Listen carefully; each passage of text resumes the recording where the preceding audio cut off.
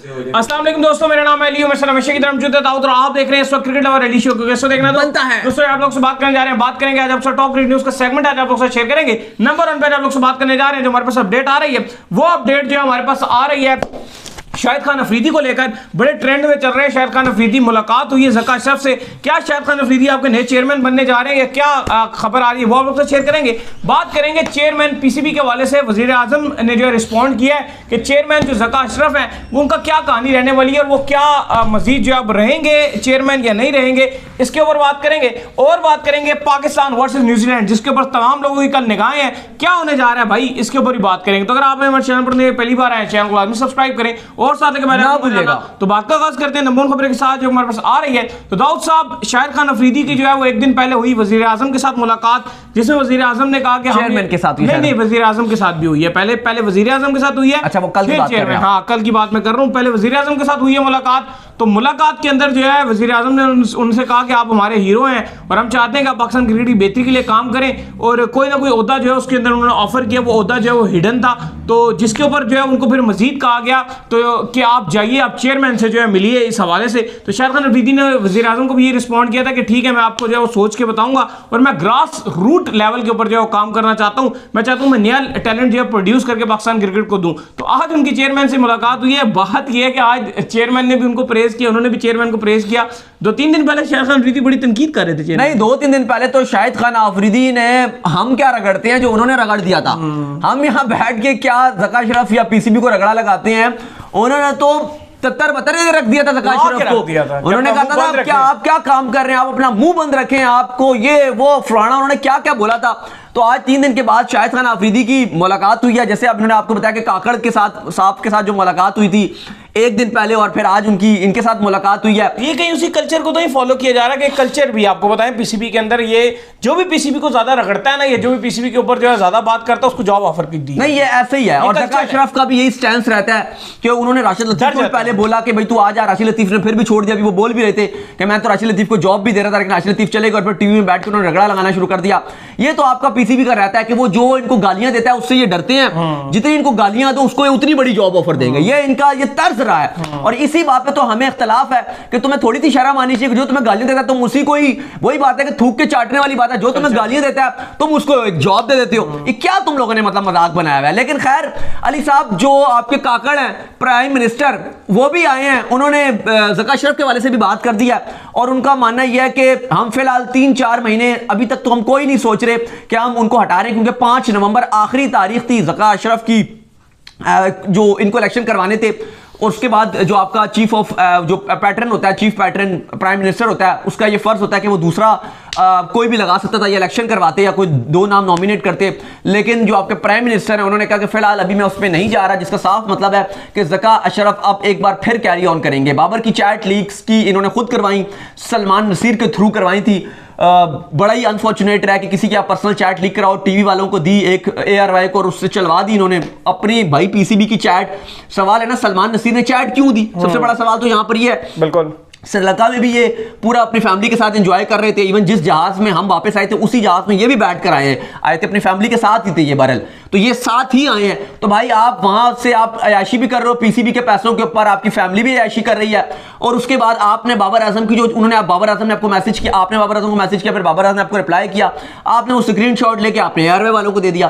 तो इसकी भी कुछ जरा सी शर्म होती है, जरा सा कुछ आपको भी कुछ एहसास करना चाहिए। कुछ रखे जो पीसीबी में एक मुझे लगता है कि काबिल इंसान था, वो समीउल हसन बर्नी था, उनको इन्होंने हटा दिया। बाकी तो मुझे इनके नलायकों के टोलों के अलावा इस पीसीबी में कुछ खास नजर भी नहीं आता। सारे टोले और वो भी नलायकों और नाहलों के, जो इनको गालियां देता है उसको कहते हैं तू कुर्सी ले ले, तू पैसे ले ले, बस चुप हो जा। अगर ये आपका लेवल है कि आप जो आपको गालियां दे और उसको आप एकदम से एक बड़ा सा ओहदा दे देते हो और कहते हो भाई चुप हो जा, बस तू चुप हो जा, तो थोड़ी सी आपको थोड़ी सी शर्म आनी चाहिए। और वही आप हाल पाकिस्तान टीम का भी कर रहे हैं। तो अब क्या इस पर बात कर सकते हैं। खैर अली साहब आगे चलें, आगे क्योंकि कल मैच है पाकिस्तान न्यूजीलैंड का और सब जो इबरार कर रहे हैं, अभी भी सोशल मीडिया में ट्रेंड इबरार ही का चल रहा है। पाकिस्तान न्यूजीलैंड का कल मैच है और अभी तक जो है वो सारे लोग बिल्कुल सही बात कर रहे हैं कि बात हो रही है, ये नहीं हो रही बात कि क्या होगा क्या नहीं होगा। इब्रार स्टिल किया जा रहा है। हालांकि मुझे ये लगता है कि ओवर कास्ट कंडीशन के अंदर शायद इब्रार इतना यूजफुल साबित ना भी हो, एक बात है, लेकिन शायद लोगों को ऐसा लगता है कि इब्रार के आने से जो है वो इंपैक्ट क्रिएट हो जाए,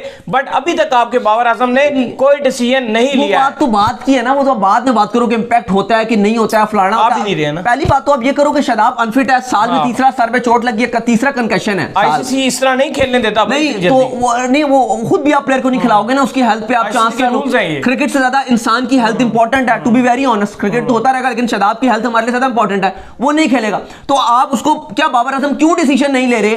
एटलीस्ट आप उसको स्क्वाड में तो डाल लीजिए ना। बिल्कुल सही बात, स्क्वाड में डाल लीजिए। जब शादाब ने जो करना था उसने कर लिया है, वर्ल्ड कप खेल लिया पूरा, एक मैच रह गया वर्ल्ड कप का, तो 2 मैच रह गए हैं वर्ल्ड कप के। तो बेहतर यह है कि आप इस टाइम शादाब को करो बाहर, खेल लिया उसने वर्ल्ड कप, और अब अबरार को ले आओ टीम में, सीधी सी बात है। इसमें कोई इतना कोई सोचने समझने वाली बात नहीं है क्या, और ना कोई जिद की बात है, ना कोई ईगो की बात है, ना कोई अड़ की बात है कि आप अड़ जाओ, इसमें कोई ऐसी बात नहीं है। लेकिन आई डोंट नो कि कहानी चल रही है, लोग अली जो इस टाइम वरीड है, पाकिस्तान के फैंस भी अब बेचारे, अब क्या बात की जाए। एक ऐसा लगता है कि सर मंडवाते ही ओले पड़ गए। सही कह रहे हैं, क्योंकि कहानी ऐसी है कि आज अफगानिस्तान नेदरलैंड से जीत गया, पॉइंट्स टेबल में आज वो आपसे ऊपर है, आप उनसे नीचे नजर आ रहे हो।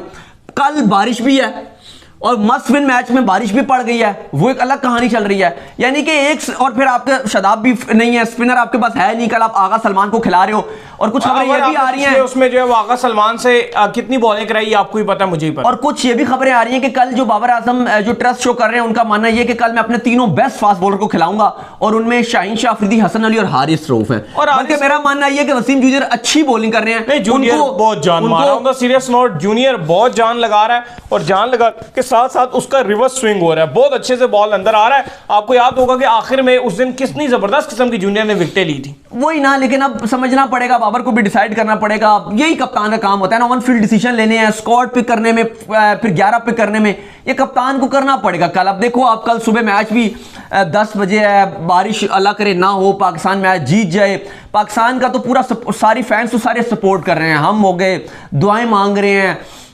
सपोर्ट कर रहे हैं, उम्मीदें बरकरार रखे हुए हैं। लेकिन अब बाबर को और पाकिस्तान टीम को भी कुछ करना पड़ेगा ना, आपको जीत के अलावा तो कोई चांस नहीं है। ठीक है, बारिश है जो भी है, लेकिन वो दोनों टीमों के लिए बारिश होगी। आज आप देखो, न्यूजीलैंड के 5 खिलाड़ी बाहर हैं, कल उनके लॉकी फर्गुसन नहीं खेल रहा, कल उनका मैट हेनरी नहीं खेल रहा, जो आपका विलियमसन है स्टिल उसकी उंगली की जो चोट है उससे वो बाहर है, चैपमैन नहीं खेल रहा, नीशम बाहर हो चुका है। आप देख लो, उनकी टीम में भी तो मसले मसाइल है ना, इंजरी तो उनके पास भी है, बारिश उनके लिए भी है, लेकिन बात ये कि उनकी चीजें हाथ में है। लेकिन कल पाकिस्तान को अपना जो पहला फोकस रखना है वो जीत की तरफ रखना है। अच्छा, कल टॉस बड़ा इंपॉर्टेंट है कल, अब आज इज द रियल बॉस। लेकिन अभी मैं आई डोंट नो कि अगर अभी आप ये बोलो कि चलो आप बताओ कि पाकिस्तान को टॉस जीत क्या करना चाहिए। पाकिस्तान को टॉस जीत के मुझे लगता है कि बैटिंग करनी चाहिए। हाँ, अब मैं इस पर आता हूं मसले के ऊपर।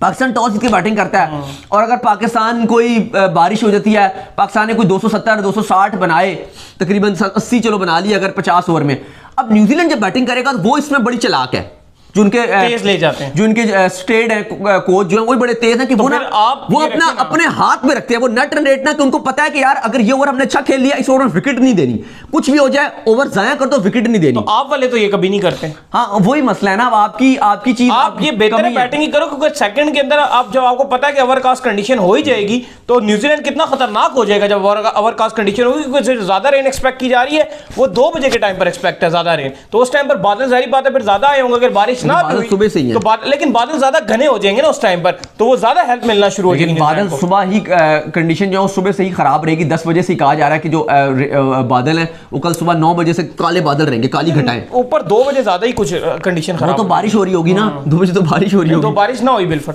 वो फिर अलग बात है, लेकिन 2 बजे तो बारिश हो रही, बारिश है 90%, जो बादल है वो 10 बजे है, अगर ना हुई तो। अच्छा, बादल 10 बजे है, लेकिन पाकिस्तान सेकंड बैटिंग में तो आपको बात ठीक है, लेकिन अब आप बताएं ना, इसका भी जवाब दें कि 10 बजे बादल है तो उस टाइम तो ट्रेंड बोल्ट कुछ करेगा। हाँ, ये तो फिर करेगा ना, वो तो पूरा दिन ही करेगा, ये ना बोले फिर वो कि सुबह करेगा, फिर वो पूरा दिन, अगर आप कहेंगे कि सुबह से बादल तो फिर पूरा दिन ही करेगा। अब ये भी तो बैड लग है, वो तो फिर बाद में भी करेगा, पहले भी करेगा, करवाना तो है ये, और बादल तो सारा दिन ही रहेंगे। अब ये है कि पाकिस्तान पे प्रेशर में ना लेके खेल ले, सुबह बैटिंग कर ले, क्योंकि देखो जो ये मैच होते हैं ना, सेकंड वाले मैच, इसमें ड्यू का फैक्टर तो आता नहीं है, बाद में ड्यू तो बाद में भी नहीं आती, क्योंकि कंडीशन सिमिलर रहती है, डे मैच है, सुबह 10 बजे से लेकर शाम को 5 बजे तक मैच के टाइमिंग्स है, तो मैच चलो वो आगे चला जाएगा 5:30 6 तक, वो अलग बात है, क्योंकि बारिश है, मे भी 6:30 7 तक भी जाए, लेकिन ऑन सीरियस नोट, क्योंकि बारिश वाला और डे मैच है, और डे मैच में कंडीशन तो ज्यादा चेंज नहीं होंगी, जो सुबह होंगी वो दोपहर को भी होंगी, वो शाम को ऑलमोस्ट सिमिलर है।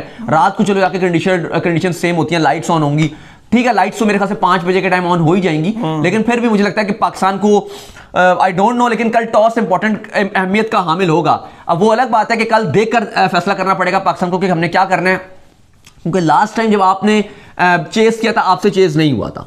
विकेट बेंगलोर का बहुत अच्छा है, विकेट बहुत अच्छा है, लेकिन बात सच है कि अगर पाकिस्तान अच्छा बोर्ड पे टोटल लगाता है और पाकिस्तान के बॉलर्स भी जान मार रहे हैं, तो अगर पाकिस्तान अच्छा टोटल बोर्ड पे लगाता है तो पाकिस्तान के लिए अच्छा रहेगा। और क्योंकि देखो पाकिस्तान टीम प्रेशर में इतना अच्छी नहीं कर पाती, तो मेरे भी ख्याल से अगर आप बैटिंग कर लो, लेकिन बात वो है कि फिर बैटिंग में मैं इसलिए भी शायद अली हक में ना जाऊं क्योंकि बाद में सिनेरियो होगा आपके पास डीएल मेथड का, वो आपकी बॉलिंग के लिए तो बड़ा मुश्किल हो जाएगा यार। नहीं देखिए, ज़ाहिर बात है आपके पास जब सिनेरियो आते हैं, ये तो अब आने ही है। आप कुछ भी कह लो कि आप यहाँ से कर लो या मुर्गी वहां से पकड़ो या कान यहाँ से पकड़ो या कान वहां से पकड़ो, सिनेरियोज आपके पास आने ही आने। आप ये देखो ना, मैं ये बात कर रहा हूँ कि फॉर एग्जांपल अगर आपको 40 ओवर 2 बजे बारिश हो गई, आपको एक टारगेट मिल गया, आपने बैटिंग की, आपको उसके बाद ये क्योंकि 2 से 4 पक्की बारिश है तो बारिश हो जाएगी, आपको फिर आपके सामने टारगेट होगा ना यार, हमने विकेट नहीं देनी, इतना रन बनाना है, ये भी तो बात है ना। तो ठीक है यार, अब आपको कोई तो कंडीशन पकड़नी ही है ना, अब आपको यही बात है कि आप यहाँ से पकड़ो या वहां से पकड़ो, बात एक ही है। चीजें आसान नहीं है, चीजें आपके लिए कुछ भी आसान नजर नहीं आ रहा है। हमारा और आपका काम नहीं, कोचेस का काम है कि उन चीजों को कैसे उनको आसान करके देते हैं। क्योंकि देखो कल पाकिस्तान के लिए आसान कुछ भी नहीं है, होता तो अब ये है कि आपकी अपने स्किल पर खेलना है। कल मुझे लगता है कि जितनी इंपॉर्टेंट कप्तानी है ना उतना कुछ भी नहीं है। सही बात है, क्योंकि चाहे आप पहले बैटिंग करते हो चाहे आप बॉलिंग करते हो,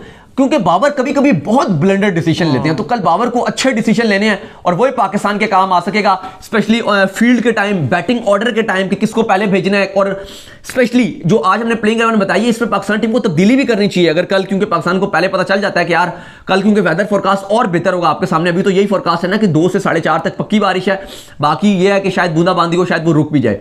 तो बाबर को देखना है कि अगर मैच 2-2.5 घंटे मिस हो रहे हैं तो मैच छोटा है, तो छोटे के हिसाब से क्या 11 होनी चाहिए। बिल्कुल एक अच्छी बात है कि इमाम ऑलरेडी बाहर है, फखर अब्दुल्ला की जोड़ी है, तो चलो आपकी जो प्लेइंग 11 है वैसे ही उस हिसाब से ठीक है कि छोटे ओवर्स के हिसाब से आपकी प्लेइंग 11 ठीक नजर आ रही है, लेकिन बॉलर्स की सिलेक्शन भी उसी हिसाब से ही आपको करनी पड़ेगी। तो उम्मीद करते हैं आज का मैच आपको आएगा पसंद। आप वीडियो को लाइक कीजिए, हमारे चैनल को सब्सक्राइब कीजिए, साथ ही बेल आइकन को बजाइए और एक और काम कर लीजिए, और वो ये कर लीजिए कि आप इंस्टाग्राम पर जाइए, इनको इंस्टाग्राम में मुझे फॉलो कर लीजिए, वहां पे मैं मौजूद हूं, दाऊद क्रिकेट के नाम से। अगर आपको कुछ फॉलो तो भेजिए और इनको भी फॉलो कीजिए। क्रिकेट लवर ऑफिशियल के नाम से लिंक डिस्क्रिप्शन में जाइए, फॉलो कीजिए। अल्लाह हाफिज़, बाय बाय।